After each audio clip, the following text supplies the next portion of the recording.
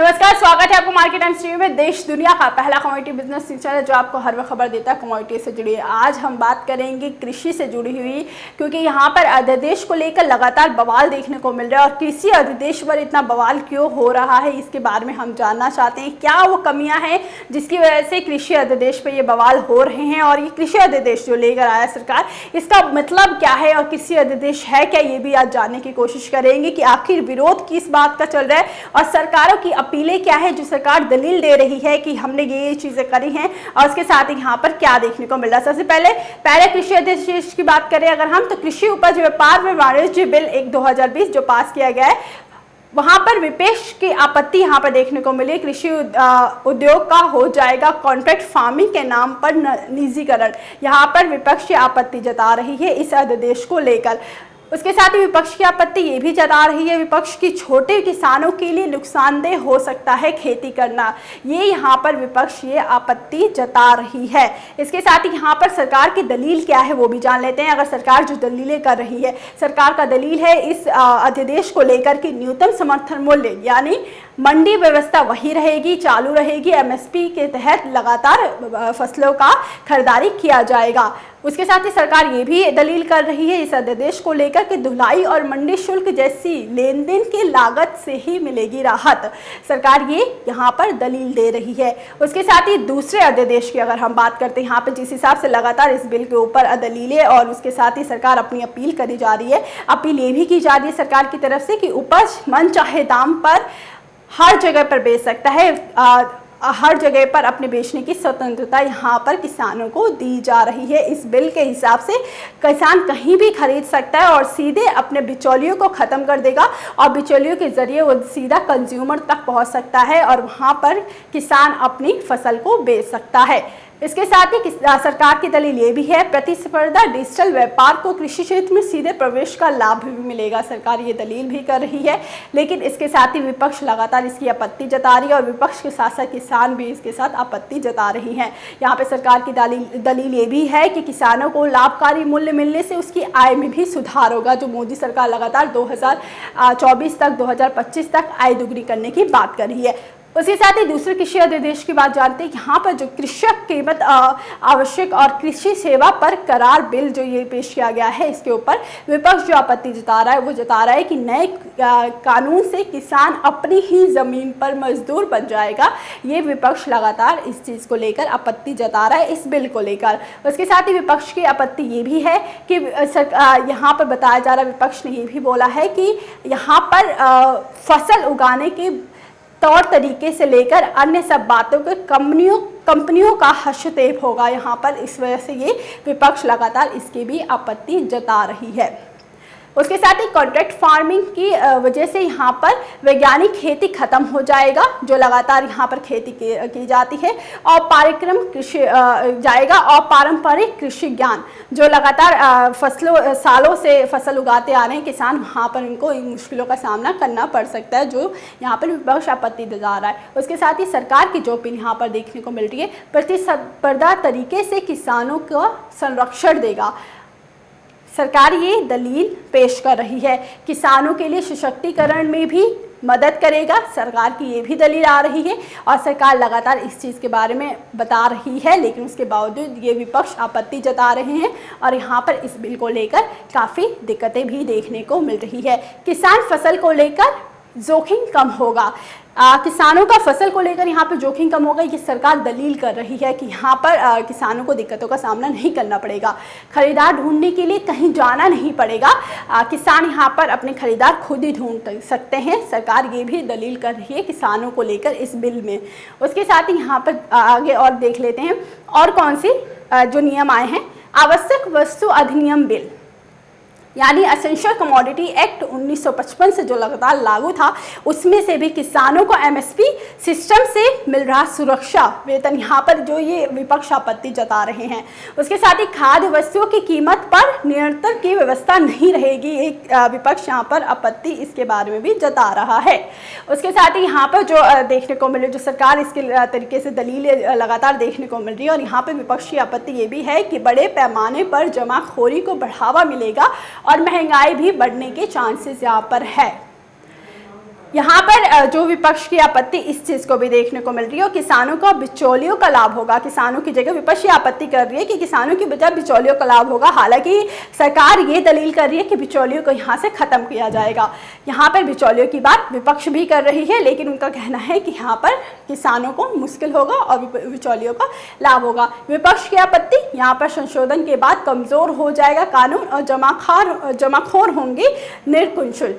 यहाँ पर ये भी देखने को मिल रही है। बड़ी कंपनियों और सुपर बाजारों को ही प्रावधान का लाभ होगा। ये भी यहाँ पर विपक्ष आपत्ति जता रही है कि बड़े जो कारोबारी होंगे उनको यहाँ से लाभ मिलेगा, लेकिन उन लोगों को नुकसान देखना पड़ सकता है जो छोटे यहाँ पर किसान हैं। इसके साथ ही विपक्ष ये भी आपत्ति जता रही है कि इससे फसलों को खरीद कम होगा और दायरा बढ़ेगा। फसलों की खरीद का दायरा बढ़ेगा, ये फसल जो बता रही हैं विपक्ष, ये आपत्ति जता रहे हैं। प्रतिस्पर्धा बढ़ाने से किसानों को सही दाम मिलेंगे, ये विपक्ष अपील कर रहा है। लेकिन यहाँ से बढ़ने से किसानों को सही दाम मिलेंगे या नहीं मिलेंगे, इसके ऊपर भी बहुत बड़ा ये डिबेट लगातार देखने को मिल रहा है और विरोध भी देखने को मिल रहा है।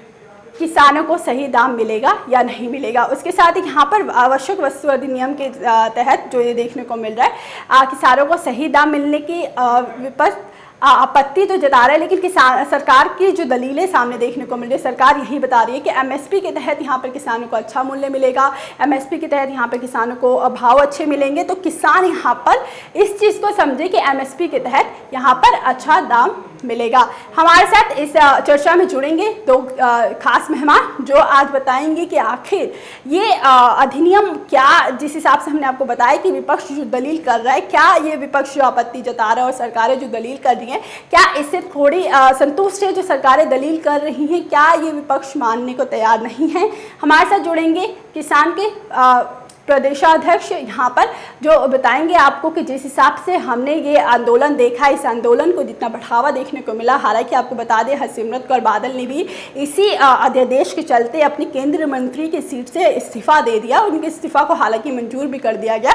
उनका एक बयान आया कि मैंने ये इस्तीफा इसलिए दिया क्योंकि मैं यहाँ पर मजदूरों के साथ खड़ी हूँ, जो भारत के मजदूर है, जो उनके देश के पंजाब के मजदूर है प्रदेश के, उनके साथ वो खड़ी हैं, किसानों के साथ खड़ी हैं और उनकी बहन और बेटी बनके उनके साथ आगे भी खड़ी रहेंगी।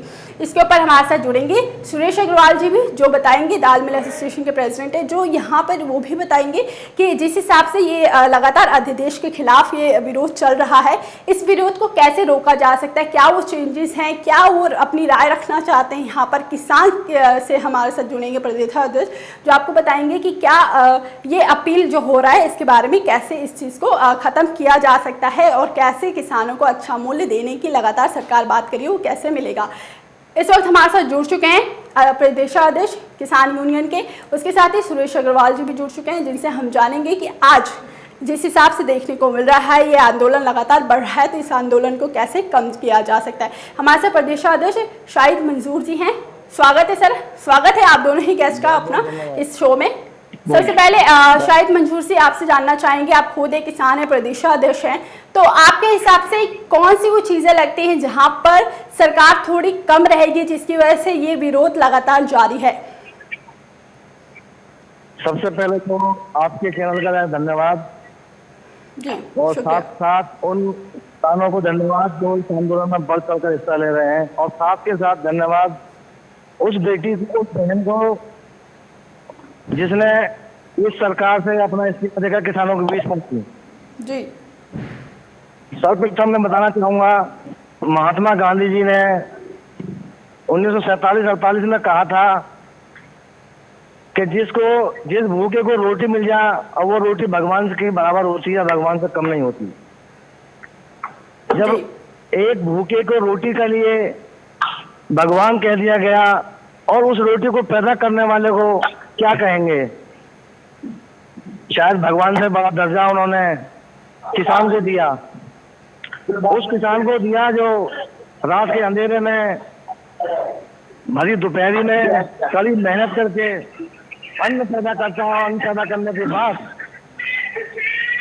जब वो मंडी में पहुंचता है जी, तो वो दूर खड़ा हो जाता है, उसका भाव कोई और लगाता है। तो यहाँ पे सईद जी आप क्या खुश नहीं है इस चीज से? मुझसे कर रहे हैं और देश में चल रही है जी।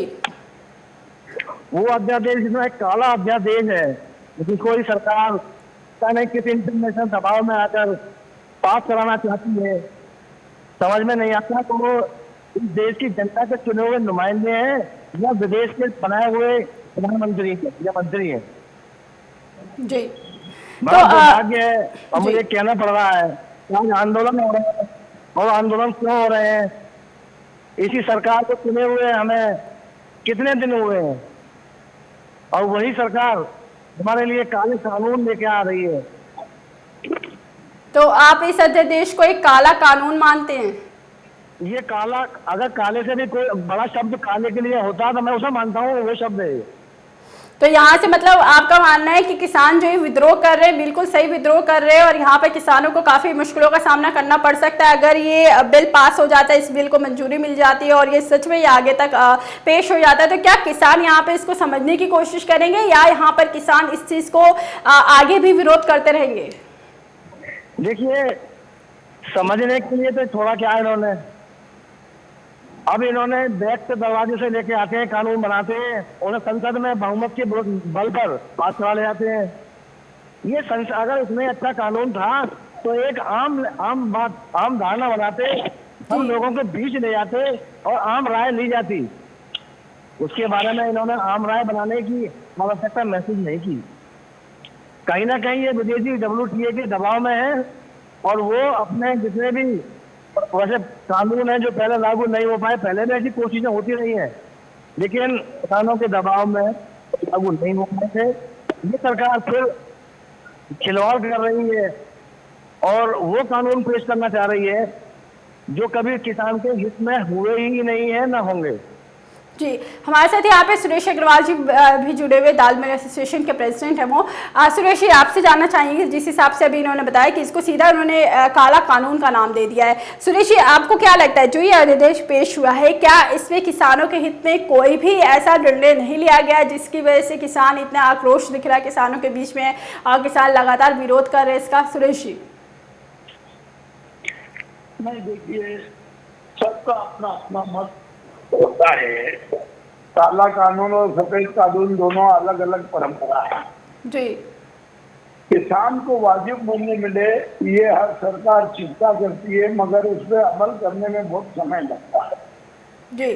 किसान अगर अनाज मंडी में माल बेचेगा तो वहाँ 25-50 व्यापारी रहेंगे जी। वहाँ पर बड़े शहरों में अधिक व्यापारी रहेंगे तो उसकी उपज का मूल्य वहाँ उसको वाजिब मिलता है। आज से नहीं, अभी 40-50 सालों से उसको उसकी कीमत मिल रही है जी। ये जरूर है कि जो नया अध्यादेश आया इसमें किसान को एक राज्य से दूसरे राज्य में, दिल्ली का किसान मुंबई में और मुंबई का किसान मद्रास में और मद्रास का किसान कलकत्ता में माल बेच सकता है। ये एक अच्छी परंपरा है, इसमें कोई दो मत नहीं। मगर किसान क्या इतना सक्षम है, क्या इतना अनुभव है, क्या इतना उसको जानकारी है, क्या उसको इतनी माहिती है कि वो अन्य शहरों में जाके माल बेचे और उसको वाजिब दाम मिले? यहाँ लेके शंका कुशंका यहीं पर आके उत्पन्न होती है। मंडी में जब माल बिकता है तो वहाँ मंडी समितियों की जिम्मेदारी रहती है जी कि किसान को 3 दिन से 7 दिन में पेमेंट का पैसा दिलवाए, क्योंकि जो व्यापारी वहाँ परचेज करते हैं उनके लाइसेंस होते हैं जी। उनकी गारंटी रहती है। मगर जब मंडी यार्ड के बाहर बेचेंगे तो इन सब पर चिंता करने की विषय कि मंडी यार्ड के बाहर व्यापारी ने माल लिया, कम पैसा दिया, कम भाव दिया जाता है। तो मंडियों को डेवलप करना, मंडियों की मंडी टैक्स फीस कम रखना, अभी देखने में ये आया है मंडी टैक्स बहुत लगा देते हैं। हम अधिक टैक्स राजस्व वसूली के लिए करते हैं मगर उसका किसान को लाभ नहीं मिलता है। आप मंडी के माध्यम से अगर माल बेच रहे हैं तो वहाँ अनेक व्यापारी एक जगह मिलेंगे, मंडी समिति की जवाबदारी रहेगी, किसान को उपज का मूल्य मिलेगा। मगर आप बाहर बेच रहे हैं तो बाहर भी उपज का मूल्य बराबर मिलेगा, मगर वहाँ प्रतिस्पर्धा होने में कठिनाई होगी, क्योंकि मंडी में तो लोग इकट्ठे होते हैं, बाहर ये संभव नहीं। तो सरकार ये चाह रही है कि बाहर बेचे, उससे सहमत है, उसमें कोई प्रॉब्लम नहीं। और ये भी उन्होंने कहा है कि हम 1 महीने में एसडीएम उसके पेमेंट का निराकरण करेंगे। समस्या ये है कि किसान एक जगह कहाँ जाएगा, कैसे कैसे माल बेचेगा। तो तमाम देश की मंडियों में मंडी टैक्स 50 पैसे मिनिमम कर देना चाहिए। जैसे कर्नाटक ने कहा 35 पैसे किया, ऐसे 35 पैसे 50 पैसे करके किसान को जहां उसको अच्छा मूल्य मिले वहां बेचने के लिए उसको सुविधा मिलना चाहिए। मंडी यार्ड के बाहर भी बेचे और मंडी के अंदर भी बेचे जी। अगर किसान को लगेगा मंडी के अंदर अच्छा मूल्य मिल रहा है तो मंडी में जाएगा, मंडी के बाहर उसको अच्छा मिल रहा है तो अच्छी जाएगी। तो ये व्यवस्था होना चाहिए। अब ये बात अलग है कि किसानों का हम लगभग ये देख रहे हैं 85 से मैं अनाज के कारोबार में हूँ जी। कि सब लोग अपनी सरकार के लिए किसान को आगे रखते हैं जी। मगर किसान का वाजिब बनाना चाहिए। बिल्कुल। तो यहाँ पे सैयद जी आपसे शाहिद जी आपसे जानना चाहेंगे कि जिस हिसाब से अभी इन्होंने भी बताया कि बहुत ही खास बात बताई सुरेश जी ने कि जहाँ से ये मूल्य की बात की जा रही है तो मंडी के अंदर 50 खरीदार आते हैं, अगर ये व्यापारी तक पहुँचते हैं तो कम ही खरीदार मिलेंगे और वो गिने चुने खरीदार मिलेंगे जिनको वो ढूंढ के खुद से लेकर आएंगे। तो यहाँ पर ये चीज़ तो समझ में आ गई कि यहाँ पे ये दिक्कत हो सकती है किसानों को, जिस हिसाब से अभी सुरेश जी ने बताया। यहाँ पे शायद ही आपको क्या लगता है जिस हिसाब से एमएसपी को लेकर किसान का आक्रोश देखने को मिल रहा है, विरोध देखने को मिल रहा है, आप खुद प्रदेशाध्यक्ष है, तो आप यहाँ पर कैसे समझते हैं इस चीज़ को? क्योंकि सरकार लगातार एमएसपी को लेकर बोल रही है कि एमएसपी पे कोई कटौती नहीं होगी। इसके अलावा और कौन सी ऐसी दिक्कतों का सामना किसानों को करना पड़ सकता है जिसकी वजह से किसान यहाँ पर विद्रोह कर रहे हैं? शाहिद जी। जी पहले तो मैं बताना चाहता हूँ जी। एक किसान अपनी फसल को उगाकर जब मंडी पहुंचता है तो 10 तरह के इसके खरीदार पैदा होते हैं, अच्छी बोली मिल जाती है और उस किसान के साथ जुड़ा हुआ उसका साथ मजदूर है, पल्लेदार है और वो बिचौलिया, जिसे आप बिचौलिया कहते हैं ना, तो आप ही कहते हैं, वो उसके आड़े वक्त पर भी काम आता है। कभी बीज के लिए, कभी खाद के लिए, कभी बीमारी के लिए, लड़की की शादी के लिए, तो उससे पैसे लेके आता है। तो उससे उसका लाभ उसको भी मिला और किसान को भी मिला। दूसरी बात एमएसपी, ये एमएसपी अब ये मान के चलिए रेट निर्धारित कर दिए जाते हैं कि ये रेट के होंगे, ये होंगे जी। तो उस पर एक बाध्यता होती है कि हाँ उस रेट में उसे खरीदना पड़ेगा जब कांटे सरकारी कांटे लगते हैं। अब ये कहने के लिए कि एमएसपी का कोई फायदा नहीं था, एमएसपी का बहुत बड़ा फायदा था किसान के लिए। अब सुझाव देने की बात, अब मैं आपको एक बात बताता हूँ जी। देखिए इस सरकार ने क्या क्या किया। पहले जो यूरिया और डीएपी का खाद मिलता था, यूरिया मिलता था हमें 250 रुपए कट्टा, जो 50 किलो का होता था। वो इन्होंने क्या किया, रेट तो कर दिया 300 रुपए के लगभग और उसका वजन घटाकर 45 किलो कर दिया जी। अब ये देखिए 45 किलो और 50 किलो में 5 किलो का अंतर, 5 किलो तो इन्होंने वजन घटा दिया हमारा और उस पर 50 रुपए एक्स्ट्रा कर दिए। कौन सा नहीं, ये सरकार तो कभी भी किसान के हित की रही नहीं है और न कभी रहे। लेकिन यहाँ पर आपने बोला किसानों के हित में रही नहीं है और लगातार जब से मोदी सरकार आई है सीधा टारगेट आपका पता लग रहा मोदी सरकार पर आप कर रहे हैं कि ये सरकार सही नहीं रही है, किसानों के हित में नहीं रही है। लेकिन यहाँ पर आपको एक स्पष्ट रूप से मैं भी आपको बता दूं कि किसानों की आय दुगनी करने के लिए 2014 से मोदी सरकार इसका सीधा लाभ देने की कोशिश कर रही है। काफ़ी सारे एफपीओ बनाए गए, काफ़ी सारे ऐसे नए नए विकल्प लेकर आए हैं और यहाँ पर इस चीज़ के अंदर भी बदलाव किसानों की आय दुगनी, किसानों की आय बढ़ाने के लिए की गई है। जिस हिसाब से अभी आपने बताया कि किसान की आय इससे दुगनी नहीं होगी। एमएसपी एक अच्छा मूल्य है लेकिन एपीएमसी हटा दिया जाए और इन सब चीज़ों के अंदर संशोधन किया जाए तो यहाँ पर दिक्कत हो सकती है। सुरेश जी आपसे मैं ये जानना चाहूँगी, जिस हिसाब से अभी इन्होंने बताया कि ये सरकार कभी इसके हित में नहीं रही है, आपको यहाँ से आपको क्या लगता है कौन सी ऐसी कमियां हैं जिसके अंदर इस संशोधन के अंदर, इस अध्यादेश के अंदर सुधार करने की जरूरत है जिससे किसान की आय अच्छी हो जाए? क्या आपका प्रश्न फिर से बताएं? सुरेश जी, क्या लग रही है, कैसे वो क्या इसमें चेंजेस करने की जरूरत है इस अध्यादेश के अंदर, जिससे किसानों की आय दुगनी हो, किसानों को अच्छा मूल्य मिले? क्योंकि यहाँ पर शाहिद जी ने डायरेक्टली यही बोला कि ये सरकार किसानों के पक्ष में कभी नहीं रही है। तो कौन सी ऐसी चीजें हैं जहाँ पर सरकार को थोड़ा इम्प्रूव करे अगर सरकार, तो ये आंदोलन बंद हो जाए और यहाँ पर किसानों की आय भी अच्छी मिले? नहीं, किसान को आंदोलन को देखिए, जी आंदोलन तो सरकार से आएगी जब बंद हो जाएगा। जी किसान आंदोलन कर रहे हैं तो किसान को समझाने की जरूरत है, उनको एक्सप्लेन करने की जरूरत है। जी अब किसानों की जो समस्या है वर्तमान में, उसको गहराई से देखने की जरूरत है कि किसान को जो समर्थन मूल्य मिलता है, हम देखते हैं 30 सालों से किसानों को समर्थन मूल्य मिल रहा है।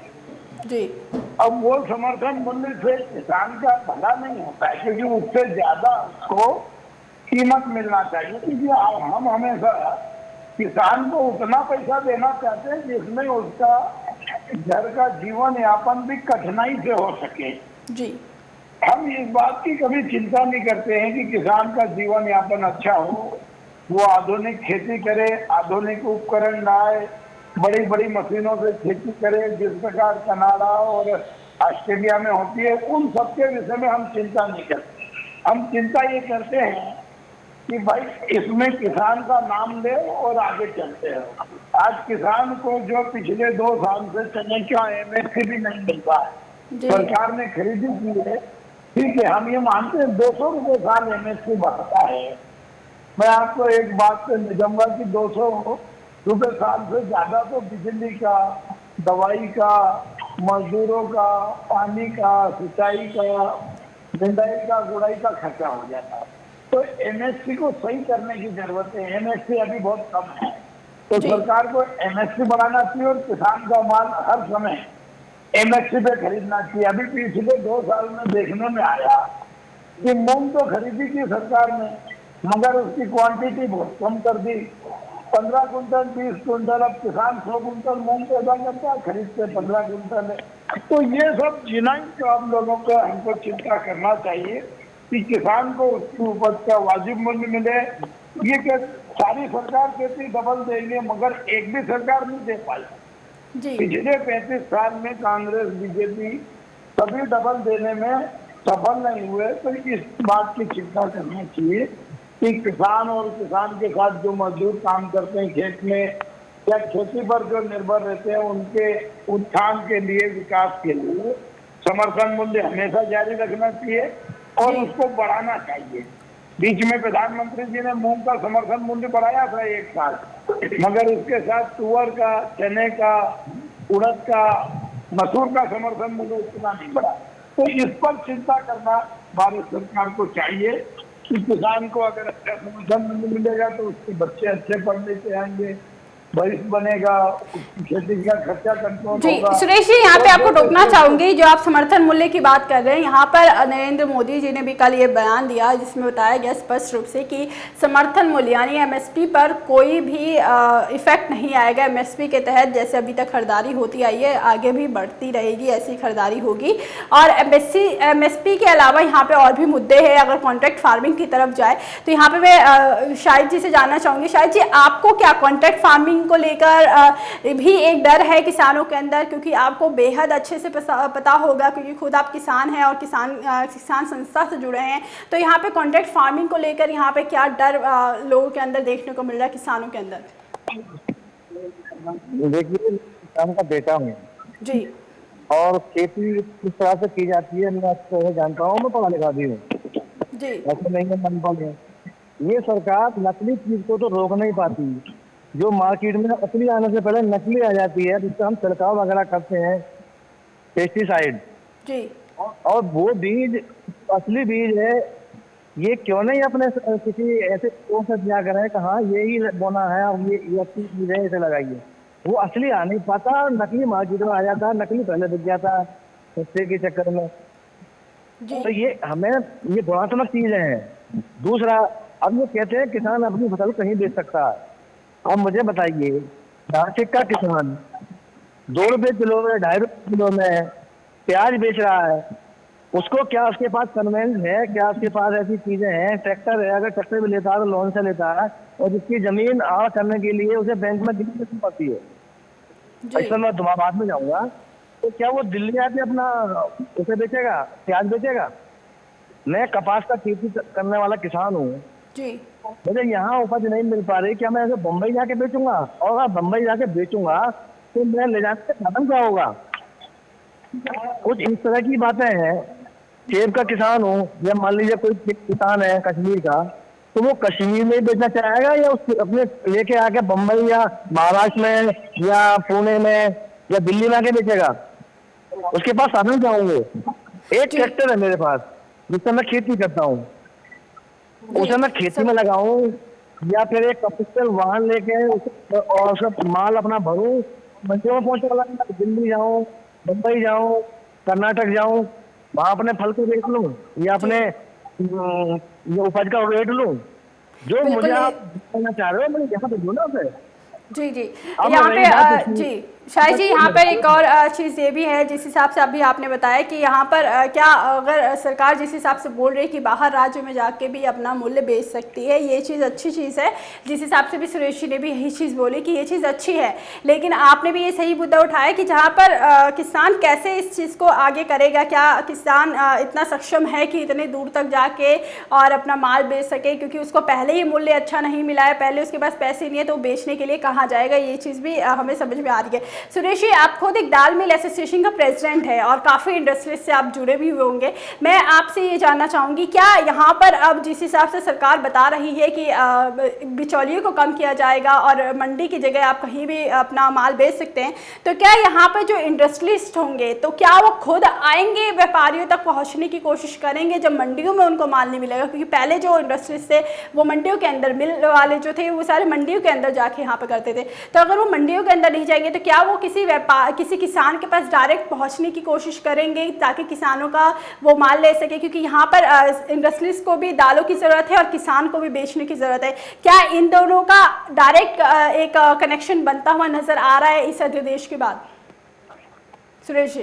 किसान का जो माल है जी कोई भी व्यापारी खेत पे जाके ले, ऐसा बहुत कठिन है, क्योंकि हर अपनी इंडस्ट्री चला रहा है, कारखाने लेके बैठा है जी अब वो एक एक खेत पे जाएगा, किसान से पूछेगा आप हमको दे रहे हो नहीं दे रहे हो, आप सेल आउट करोगे नहीं करोगे, उसकी फसल सही आती कि नहीं, पहले एग्रीमेंट कर लिया तो बाद में ये पता लगे कि जब उसने एग्रीमेंट किया तब उसकी फसल अच्छी थी, अचानक बारिश आ गई, अचानक आंधी आ गई, अचानक और कोई मौसम की आपदा आ गई, उसकी फसल खराब हो गई।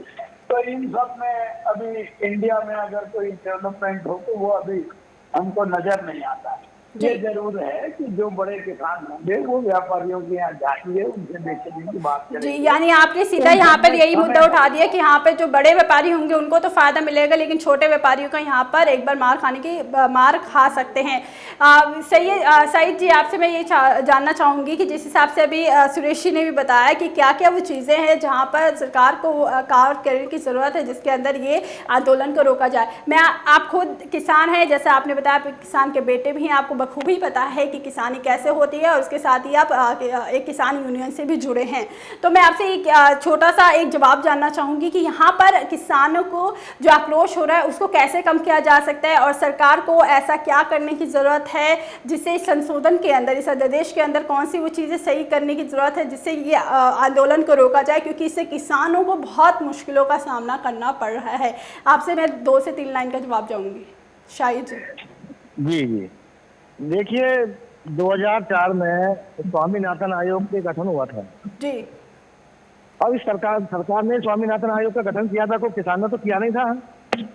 जी एक महान वैज्ञानिक जिनके नाम पर गठन हुआ था, स्वामीनाथन जी, अब उनके द्वारा सुझाए गए जितने भी सुझाव हैं उसे स्वीकार करना है, लेकिन कोई मुद्दा नहीं रह जाएगा, किसान भी खुश रहेगा, और जो तुमने समिति गठित की थी उससे जो सुझाव वो आपको लागू करने में आसानी हो जाएगी। जी, यानी यहाँ पे ये माने कि स्वामीनाथन की रिपोर्ट को लाना ही एक तरीका है अगर सरकार इस आंदोलन को बंद करना चाहती है तो? बहुत अच्छा रहेगा अगर सरकार को सद्बुद्धि मिल जाए तो वो स्वामीनाथन आयोग की कमेटी को सिफारिश है उसे लागू कर दें।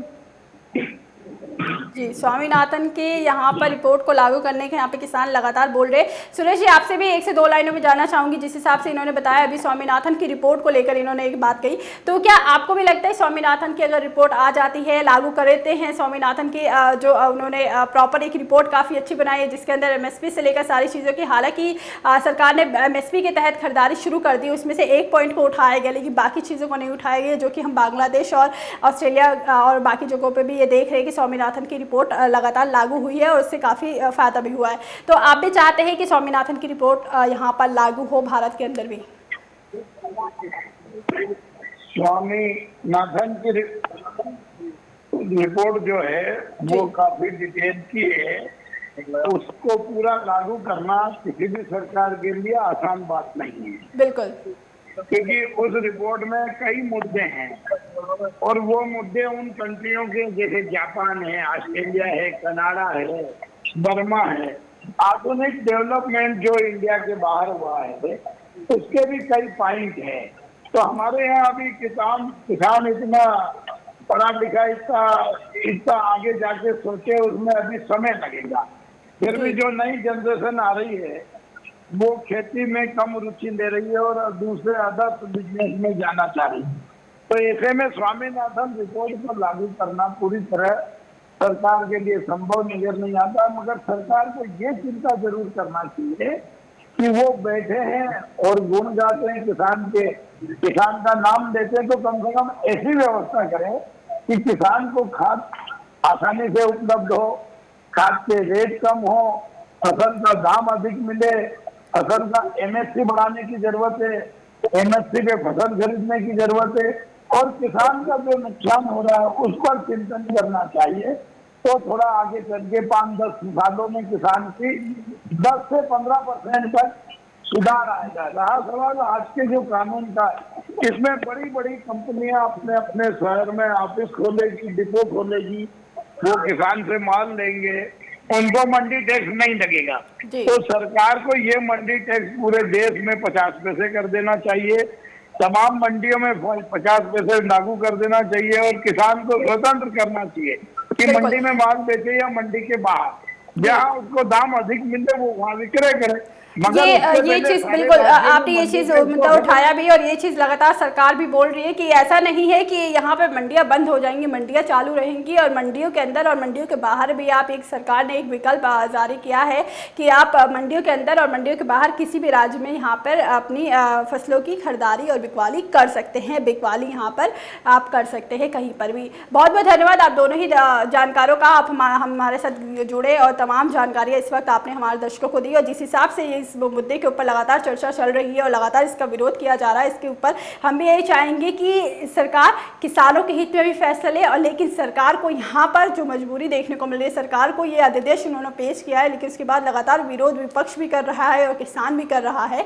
तो यहाँ पर सरकार को भी इस चीज़ के बारे में बहुत जानने की ज़रूरत है कि यहाँ पर किस मामलों से कैसे इस आंदोलन को रोका जाए, क्योंकि ये सरकार के ऊपर एक नेगेटिव इम्पैक्ट डाला है। लेकिन उसके साथ ही सरकार ने भी जिस हिसाब से ये अध्यादेश के बारे में सरकार दलीलें दे रही है, वो दलीलें बिल्कुल स्पष्ट ये कहती हैं कि किसानों की आय इससे अच्छी बढ़ेगी और किसानों की आय दुगनी होगी। यहाँ पर हम किसान को भी यही बोलना चाहेंगे, थोड़ा सा इस अध्यादेश के बारे में समझें और इस अध्यादेश के बारे में पढ़ने की कोशिश करें। सरकार इस पर नया विकल्प लेके आ रही है, आपके अगेंस्ट नहीं जा रही है सरकार। तो यहाँ पर किसानों के साथ साथ हम चाहते हैं सरकार और किसान दोनों ही एकजुट मिलकर एक साथ ऐसा एक नया अध्यादेश आए या फिर इस अध्यादेश के अंदर ऐसे बदलाव किया जाए जिससे सरकार को भी ज़्यादा मुश्किलों का सामना ना करना पड़े, उसके साथ ही किसान भी यहाँ पर संतुष्ट हो और किसानों को अच्छा मूल्य भी मिल सके। अभी के लिए इस बुलेटिन में बस इतना ही। आगे और खबरें देखने के लिए देखते रहिए मार्केट टाइम्स टीवी।